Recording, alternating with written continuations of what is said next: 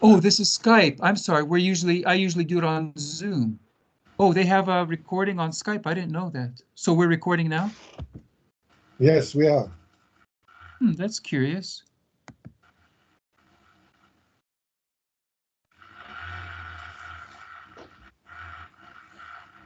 I hear kind of like a ocean sound. Oh, that is my computer. Oh, I see. It's all ancient. So these are just ideas about, because I've known you for, um, well, certainly, well, for a decade, when we were in Minchu Sodas together, but, and then afterwards, your life goes much back before that. But the idea being like, well, how do you present your life, which is an exciting life intellectually and important for global trends.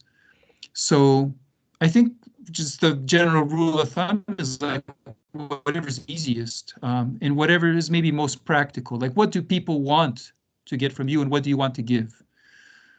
But so, like maybe 20-minute YouTube videos on different topics where you talk about like, this is what I know about beekeeping, let's say, or this is what I know about ProWiki, right? Or this is the history of well, like Kirkbach. Here's a 20-minute. These are different villages that I connected with. Mhm. Yeah, this And just to see how, and that goes well with a wiki. You make the video, and then you can have a wiki. You can have a wiki page. So this mixed media type of thing, it seems very natural. Yeah. That's what I'm trying to do now. Okay. And that's encouraging, because then that may give you, well, truth be told, you might not get a lot of feedback, but then you may get some, and then the feedback that you get, there may be people interested, in benefiting from your collection. I think that's maybe the big trick, is to find out who could be interested, right? But if you put it Yeah, out, you'll have a chance. I just had two conversations with Helmut Leitner and my friend Michael, and the problem is, does it make sense to keep things in a physical form? There are many collections that are just maintained by some people, and after their death, they are thrown away. And so one of the persons was Michael said, you have to try to digitize as much as you can and to think about it afterwards. And that's not exactly the style I want to do it. And also, my idea is that there should be a physical connection, and all that I want to do is to create interest in maintaining my physical connection even after when I'm not here. So how do I do that?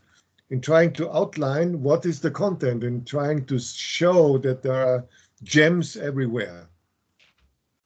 Well, so one way to look at it is like, what's an existing example that you would like to Yeah, like my what's role an model, example? my role model is the Henry Miller Memorial Library.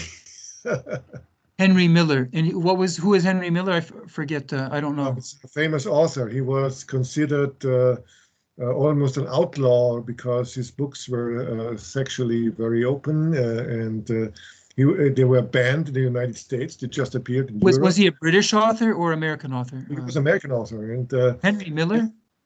Henry Miller, yeah, and he lived in Big Sur in California in the late 40s, and so he had this friend there, Emil White from Austria. And after his death, Emil White set up Henry Miller Memorial Library. And I visited that, and I was absolutely, how should I say, overwhelmed by the wealth of this information in such a remote rural spot. You can get more than in the most sophisticated urban library, and that was part of what fueled my Global Villages enthusiasm. Well, so I think the question is, and this is a question like, do you have a close friend who would love to do that? I don't know. Like, you don't have a wife. I mean, I think, right? No. Like that's a typical thing, right? Like a wife would. And sometimes wives are not exactly the keep that. They may not be the best, but that's a very common thing. You know, like the scientist dies, the wife has the papers, right? And she decides what to do with them, right? Clearing house. We had just a throwaway case, which is very tragic. Harry Gluck.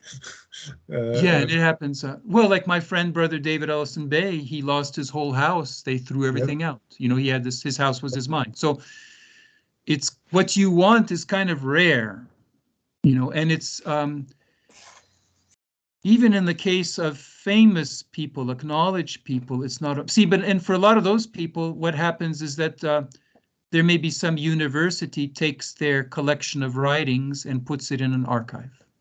Yeah. So well, so that's, it's all about, if you wish, yeah, it's all about making known what the potential use of this archive could be, you know, and I think, as you said, I have been in touch with many people and many developments, especially when I traveled around the world or traveled to United States, and I met Paolo Soleri, met people that really made a difference, and had beautiful talks with them. I mean, Joseph Smythe, Tony Gwilliam, Richard Register, you name them, you know. Some of them I brought to Vienna, and we had ongoing conversation and projects together, and some of them disappeared. Yeah. But it is very important for me to make people recognize there is some material keeping preserved for later use. That is. So one thing would be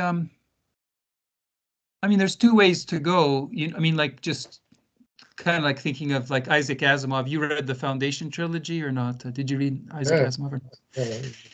Yeah, so they had like two foundations, right? Like one was in the center of the, you know, megalopolis planet, whatever. The other one was in the far, you know, most remote place in the universe. So, but like the more natural seems to be, like you said, like big Circase, like to pick a village that is very much in tune with archiving, you know, which would really like to do that. So what's a village out there? The other would be like, you know, go to the University of Vienna, let's say, and just say, hey, would you like to, you know, what could this be interesting to? Because things could be combined. Yeah, we don't know. Or they could, yeah, maybe they could be combined, right? Like, so maybe that's a nice way to actually think about it, to think of it as a bridge, right? Like, so what would be the place? See, so unfortunately, though, like a lot of these villages or ventures, they do not have long histories. Like Kirkbach, you know, was 20 years, or I don't know how many years, but that's all over now, right? Like Kirkbach is no more, or right. Yeah, but there are places, even bigger that failed, like Park Pit, or I don't know what happened to Colletta di Castelbianco, or things like that. You know, I think most of them do not have lives that go beyond a few decades. If that's a success, basically. A success is something basically. that And today, if you go to the Rebuild conference, you see a lot of new places popping up, but I think there must be some interest, especially from the people that do it, to know what has been before us. You know, that could be interesting. So that's why, yeah, the kind of village, you know, that maybe is like the headquarters of a global, you know, I think of like this, there used to be the global eco villages or something. Yeah, there's the Global Eco Village Network, and of course, and they may have a center, or they may they have natural physical centers like Findhorn, for example, and right. And so they are very active in Findhorn, or they used to be very active in reaching out, even by video. I found people that have the same dreams about a village university, and they also try to create something similar, but things got fragmented, and I mean, all I have now as a point of connection is my Facebook group. That's why I would like to publish our talk in this Facebook group and get some response. Yeah, do that. That's a good idea. Yeah. Okay. And another is like, if you had a donor, like, you know, if there was some rich donor who said they'd like to make this happen, you know, then that would, of course, be but that would, you know, where they'd like to say, well, I'd like to see a village have, you know, well, like, how this could all fit in one room, do you think, or does it have to be more than that? I think it could fit in one room altogether, because it now fits in one room, and You know, you could call it, you know, basically, like, right, like you could, I think, like it, or I don't know how you do it, but I have another dream that's even more ambitious, you know, to have a real hall, yeah, like a big monastery library, yeah, with many people's how should I say, manifested brain, libraries of the mind, you know, as we used to call our artist group, yeah? And I like that very much, because that name, Libraries of the Mind, that we used for several years, it came up in the context of this Henry Miller Memorial Library.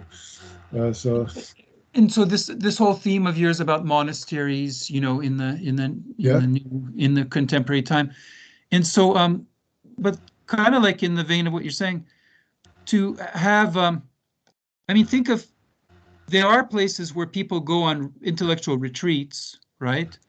And now yeah, imagine if that kind of place had like a room or maybe several rooms, you know, where like each room was the library of a thinker. And so, like, you know, you sit in that room, you know, you come for, let's say, 2 months, right, to work on things. But you, instead of coming into an empty room, right, you come into a room that's like the Franz Narada room, right? yeah, yeah. And so you get the vibe of like, well, what's it? And the idea is that this somehow can still inspire a person to be in this, kind of like when I was living with brother David Ellison Bay. Like, it was just an inspiring house to be in, or, you know, to live at the Hotel Karolinenhof, right? Like, to be in that environment. I think that that would be an interesting thing to try to do a prototype of, you know, with your stuff, and then see, well, that's a nice way for lots of people to be immortalized, so to speak, or Okay. memorialized, right? And see, then it becomes like a historic thing, like you're living in the 70s or 80s or 90s, right? Like, Yeah, like you know, like the Red Victorian in Haight-Ashbury. I enjoyed it uh-huh. very much, because they had this concept of hotel. It was always my role model for Karolinenhof, but nobody understood it. You know, I wanted to have a hotel which mirrors the spirit of a city, and makes it accessible for the visitors. So unfortunately, my sister or everybody who was in touch with my mother, they did not even want to consider that. Oh, right. But Yeah, so, like, imagine a room where you could see, like, you know, I mean, there should be one clear table for the person who comes to work, but there could be different places, like a actually, nook where there's a actually, Macintosh, right? Like, my little hotel in Bad Radkersburg, I have already tried something like that. So you mhm, have the health room, you have the geography room, you have the classic literature room. uh, yeah, but the problem is, I'm not able to run it as a hotel on my own. You know, that is much too right. much work for myself. You know, but I'm all the time toiling with this concept, and thank you very much for bringing it up, Well, because and you know, it's what we can but look at it. to actually take it one step further, like maybe to contact hotels. You know, there's all kinds of hotels in the world. Maybe you could find a hotel of the size of Flor, you know, Hotel Corner, like a hotel that would might say, yeah, that would work for us. You could, you know, if you could supply us with your things, we would try it out. We would have this hotel room and see, are there hotels like that in the world where maybe there is? Andreas, you're always a great source to talk to. So I think we have now 14, 15 minutes. That's Okay. exactly That's exactly right. So we end here. And hi to everybody. Thank you. Whoever enjoys France as a treasure. We love you, France. Thank you. Bye bye. Okay, bye-bye.